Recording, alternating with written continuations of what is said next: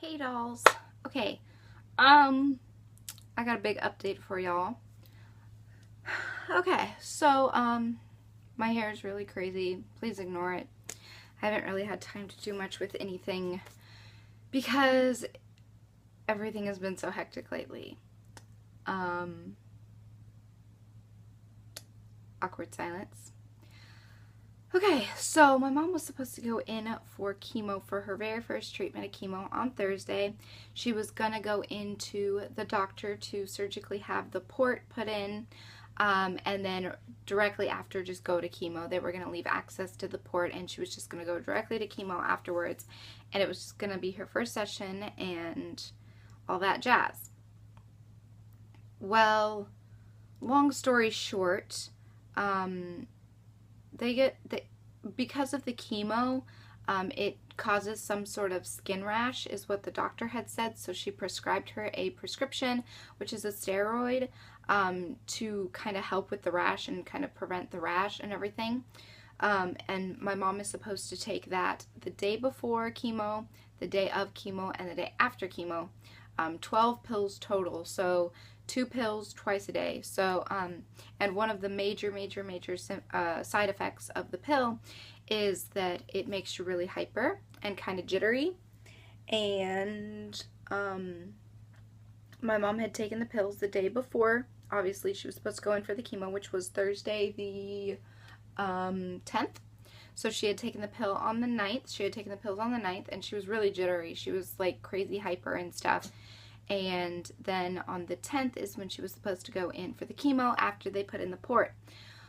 They went to go put in the port, and they do a conscious sedation, which means that like you're awake, you're just kind of half asleep. So they don't fully knock you out like they would with anesthesia or whatever. So she had a conscious sedation, so she was awake, but she wasn't like coherent as to what was exactly going on.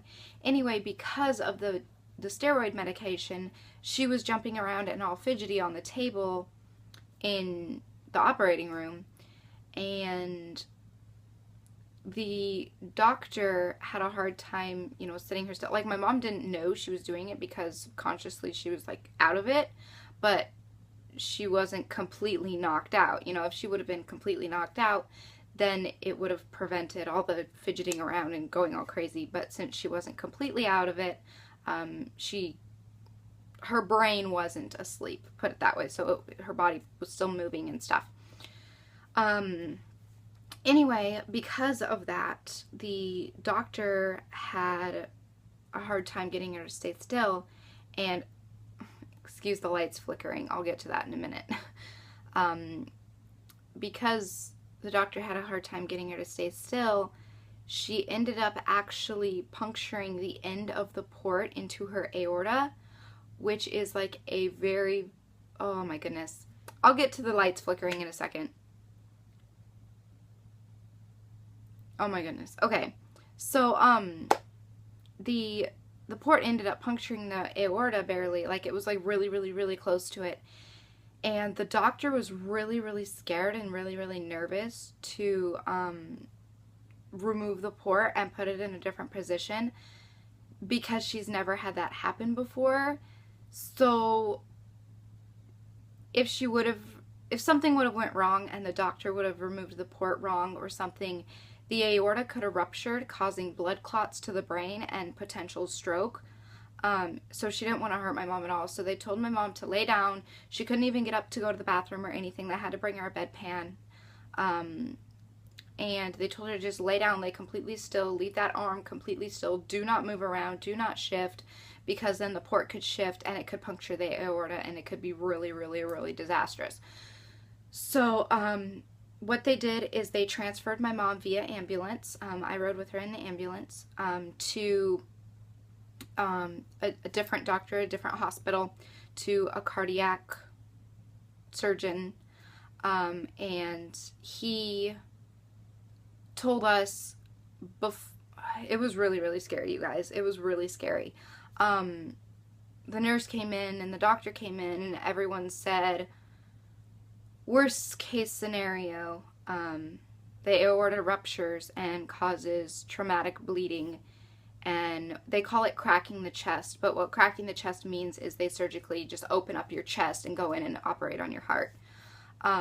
He said that worst case scenario, to stop the bleeding and everything, we'd have to go in and do additional surgery to stop the bleeding in the heart, and we'd have to crack your chest and get in there, and it's possible there may not be a good outcome. And so my mom was really, really, really emotional because the doctors, I honestly appreciate the doctors not lying to us and saying, oh yeah, we're just going to go in and do this and do this and do this, and then you'll be good to go. I really appreciate them sitting down and saying, you know, this could possibly happen. Do you know where your paperwork is? Do you know where your will is? Do you know where this, you know, all this stuff is? It was really, really scary because, you know, my mom could have died on the operating table. Update, she is home. So I'll give you that much. She is home. But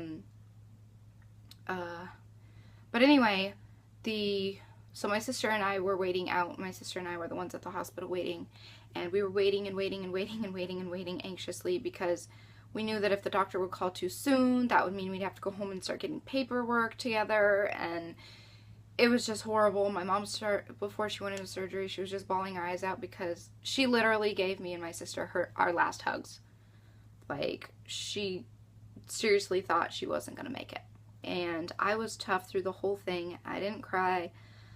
Not because I'm not affected by it at all, but because I knew she would make it through it, because we have so many people praying for her, and I know she's not done on earth yet. You know, she's not done here. She's not. She is a fighter, and she is gonna kick butt through all this. Like, so many people, how are you so strong? How are you so strong? I'll be honest with you guys.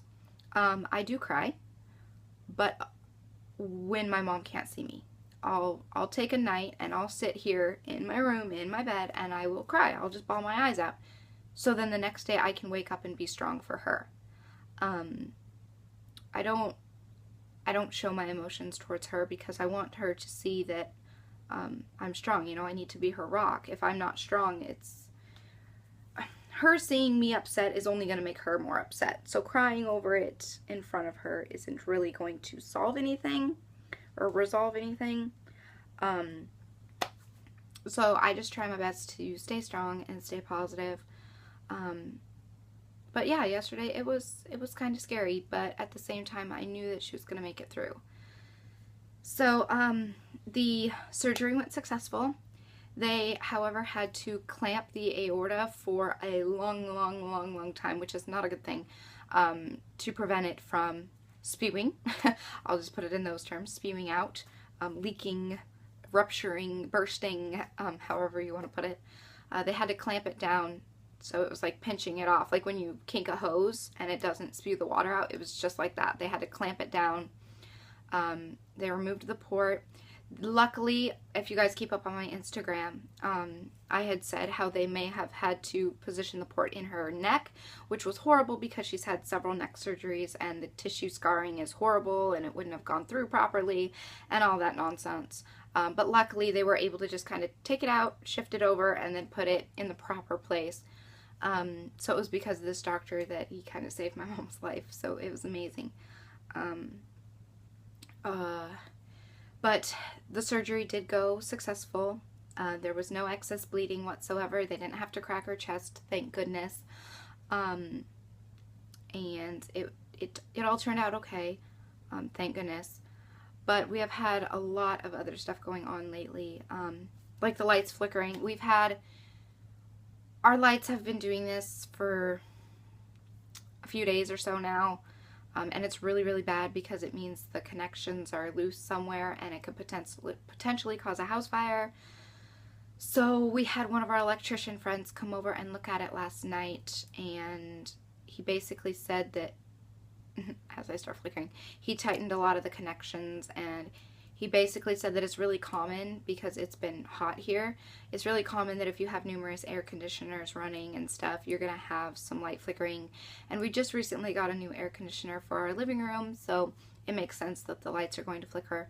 However, if it gets exceedingly bad or the power goes out at all, like together, actually the night before my mom went in to have the surgery and the chemo, there goes the lights again, we had the PUD, the electric company, at our house at 2 o'clock in the morning. And then we had to be up at 5 o'clock the next morning because we had to be at the hospital by like 6:30 or 7 so she could have the surgery for the port. Anyway, long story short, none of us got any sleep whatsoever, so the night that we came home and everything was okay, we got amazing sleep. But right now my mom is on pain meds and she's trying not to take them though. She wants to kind of just, you know, power through the pain and just kind of be as coherent as she can. And she is supposed to start chemo on the 15th, on Tuesday. So we're going to see how her wound heals and everything, and we're going to go in on Tuesday for supposedly her first chemo session. We're going to try and do it then, and I will keep you guys updated from there. Because of this huge traumatic, scary instance, when they put the port in, they wanted to take an x-ray and a CAT scan, or a CT scan, in order to see if it was positioned properly, and that's how they knew that it wasn't, by the x-rays.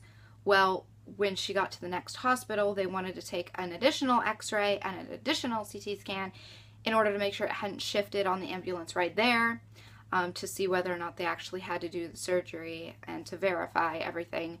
So that was an additional. And then after they repositioned the port and redid everything, then they needed to do an additional x-ray and additional CAT scan to again make sure that it was in the right spot. So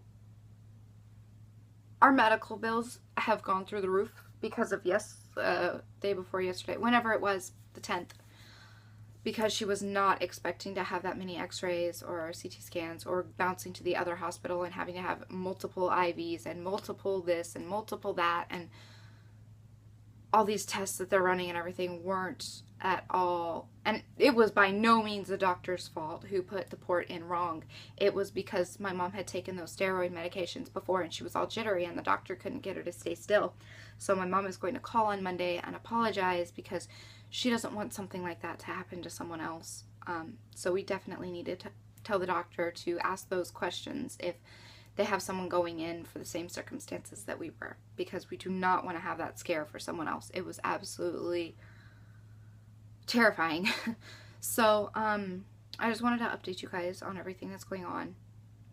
And I just want to say, please, please, please, as much as I appreciate the video requests and everything, please hold them off. Please don't tell me which videos to do and what you want to see just yet, because I honestly have all those videos already on a list that I need to film.